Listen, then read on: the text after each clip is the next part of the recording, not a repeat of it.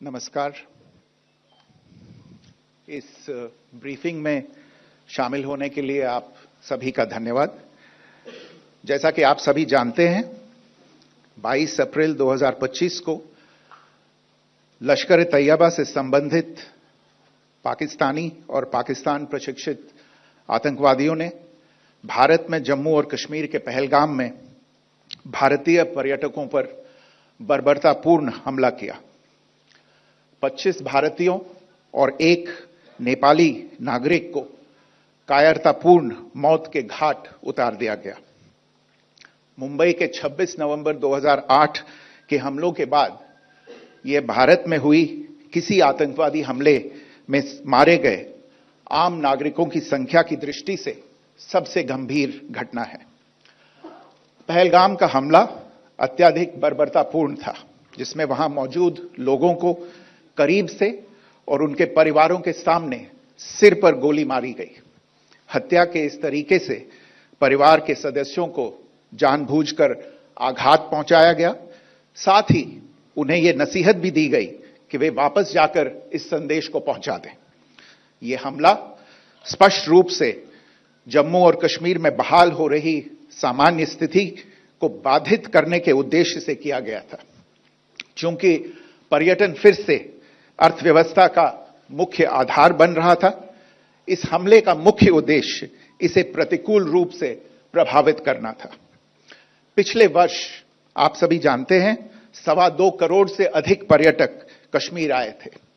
इस हमले का मुख्य उद्देश्य इसलिए संभवतः यह था कि इस संघ राज्य क्षेत्र में विकास और प्रगति को नुकसान पहुंचाकर इसे पिछड़ा बनाए रखा जाए और पाकिस्तान से लगातार होने वाले सीमा पार आतंकवाद के लिए उपजाऊ जमीन बनाने में सहायता की जाए।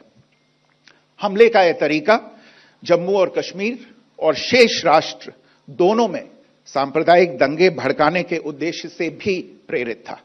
इसका श्रेय सरकार और भारत के सभी नागरिकों को दिया जाना चाहिए कि इन प्रयासों को विफल कर दिया गया।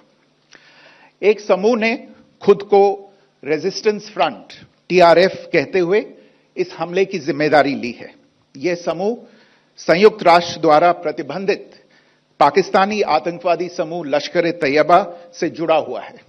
यह उल्लेखनीय है कि भारत ने मई और नवंबर 2024 में संयुक्त राष्ट्र की 1267 कमेटी की सैंक्शंस मॉनिटरिंग टीम को अर्धवार्षिक रिपोर्ट प्रस्तुत की थी, जिसमें टीआरएफ के बारे में साफ इनपुट दिए गए थे।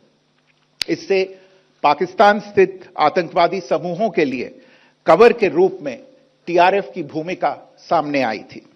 इससे पहले भी दिसंबर 2023 में भारत ने इस टीम को लश्कर तैयबा और जैश ए मोहम्मद के बारे में सूचित किया था, जो टीआरएफ जैसे छोटे आतंकवादी समूहों के माध्यम से अपनी गतिविधियों को संचालित कर रहे हैं। इस संबंध में 25 अप्रैल को यूएन सिक्योरिटी काउंसिल प्रेस वक्तव्य में टीआरएफ के संदर्भ को हटाने के लिए पाकिस्तान के दबाव पर भी ध्यान दिया जाना चाहिए। पहलगाम आतंकवादी हमले की जांच से पाकिस्तान के साथ आतंकवादियों के संपर्क उजागर हुए हैं।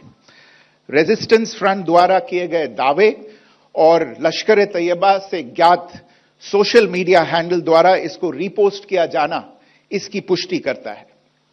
चश्मदीद गवाहों और विभिन्न जांच एजेंसियों को उपलब्ध अन्य सूचनाओं के आधार पर हमलावरों की पहचान भी हुई है। हमारी इंटेलिजेंस ने इस टीम के योजनाकारों और उनके समर्थकों की जानकारी जुटाई है। इस हमले की रूपरेखा भारत में सीमा पार आतंकवाद को अंजाम देने के पाकिस्तान के लंबे ट्रैक रिकॉर्ड से भी जुड़ी हुई है, जिसके लिखित और स्पष्ट दस्तावेज उपलब्ध हैं। पाकिस्तान दुनिया भर में आतंकवादियों के लिए एक शरण स्थल के रूप में पहचान बना चुका है। यहां अंतर्राष्ट्रीय स्तर पर प्रतिबंधित आतंकवादी सजा पाने से बचे रहते हैं। इसके अलावा पाकिस्तान ने इस मुद्दे पर विश्व और फाइनेंशियल एक्शन टास्क फोर्स जैसे अंतर्राष्ट्रीय मंचों को जानबूझकर गुमराह करने के लिए भी जाना जाता है। साजिद मीर का मामला, जिसमें इस आतंकवादी को पाकिस्तान ने मृत घोषित कर दिया था और फिर अंतर्राष्ट्रीय दबाव के परिणाम स्वरूप वो जीवित पाया गया, इसका सबसे स्पष्ट उदाहरण है।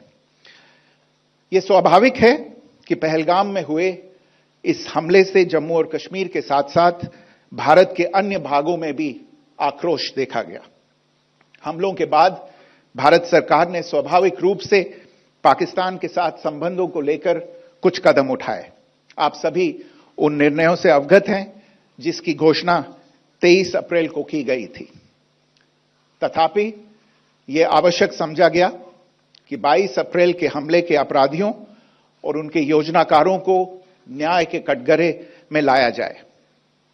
हमलों के एक पखवाड़े के बाद भी पाकिस्तान द्वारा अपने क्षेत्र या अपने नियंत्रण वाले क्षेत्रों में आतंकवादियों की इंफ्रास्ट्रक्चर के विरुद्ध कार्रवाई करने के लिए कोई स्पष्ट कदम नहीं उठाया गया है। उल्टे वो इनकार करने और आरोप लगाने में ही लिप्त रहा है। पाकिस्तान आधारित आतंकवादी मॉड्यूल्स पर हमारी खुफिया निगरानी ने संकेत दिया है कि भारत के विरुद्ध आगे भी हमले हो सकते हैं। अतः इनको रोकना और इनसे निपटना दोनों को बेहद आवश्यक समझा गया। आज सुबह, जैसा कि आपको ज्ञात होगा, भारत ने इस तरह के सीमा पार हमलों का जवाब देने और उन्हें रोकने तथा उनका प्रतिरोध करने के अपने अधिकार का प्रयोग किया है। यह कार्यवाही नपीतुली, नॉन एस्केलेटरी, आनुपातिक और जिम्मेदारीपूर्ण है। यह आतंकवाद की इंफ्रास्ट्रक्चर को समाप्त करने और भारत में भेजे जाने वाले संभावित आतंकवादियों को अक्षम बनाने पर केंद्रित है।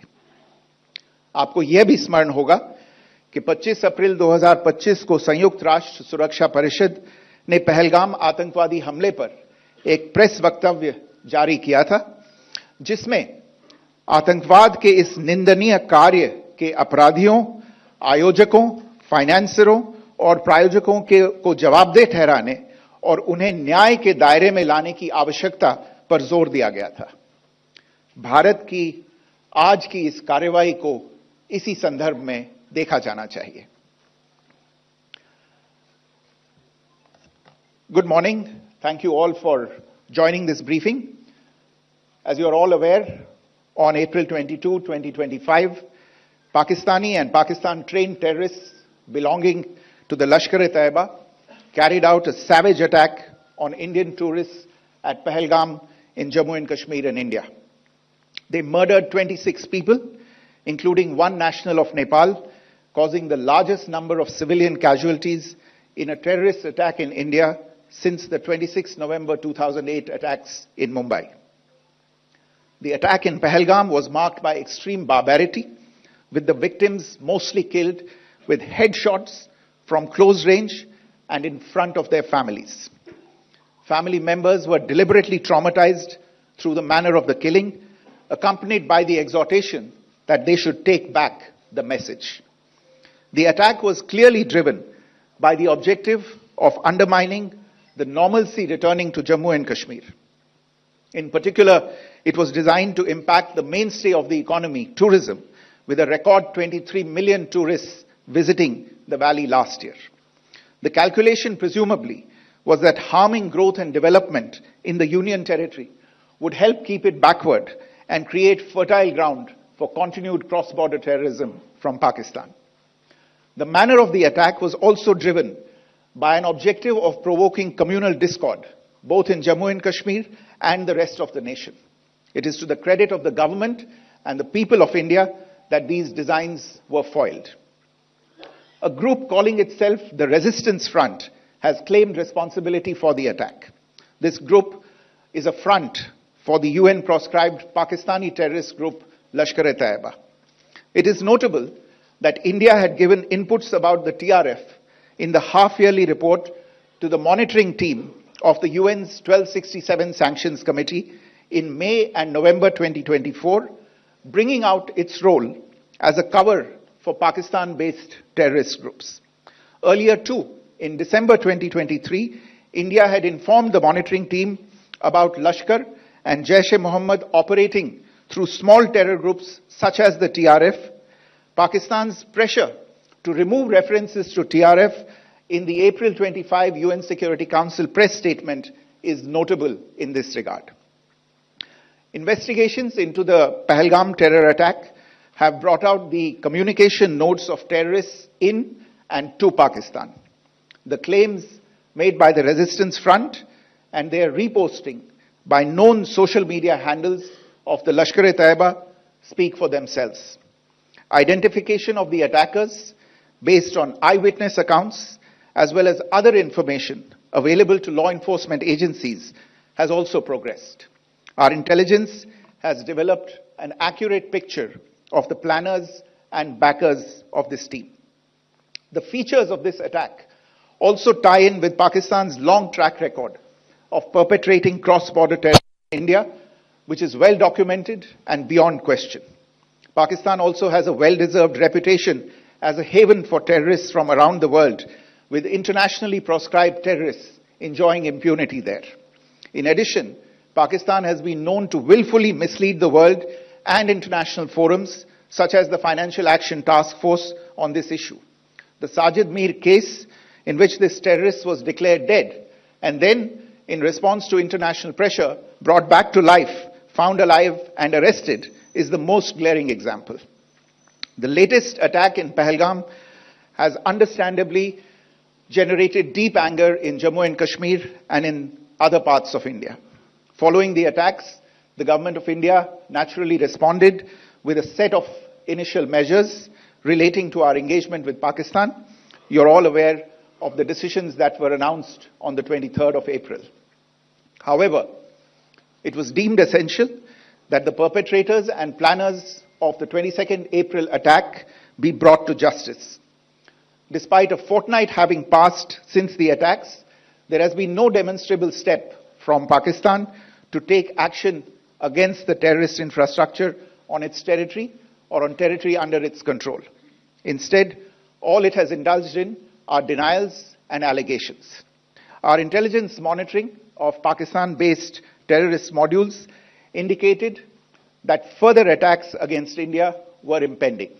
There was thus a compulsion both to deter and to preempt. Earlier this morning, as you would be aware, India exercised its right to respond and preempt as well as deter more such cross-border attacks. These actions were measured, non-escalatory, proportionate, and responsible. They focused on dismantling the terrorist infrastructure and disabling terrorists likely to be sent across to India. You would also recall that the Security Council on 25th April 2025 had issued a press statement on the Pahalgam terror attack, underlining, and I quote, the need to hold perpetrators, organizers, financiers, and sponsors of this reprehensible act of terrorism accountable and bring them to justice, unquote. India's latest actions should be seen in this context. Joining me for this briefing on our actions earlier this morning are Colonel Sophia Qureshi and Wing Commander Vyomika Singh. I will request them to share some details regarding Operation Sindoor with all of you.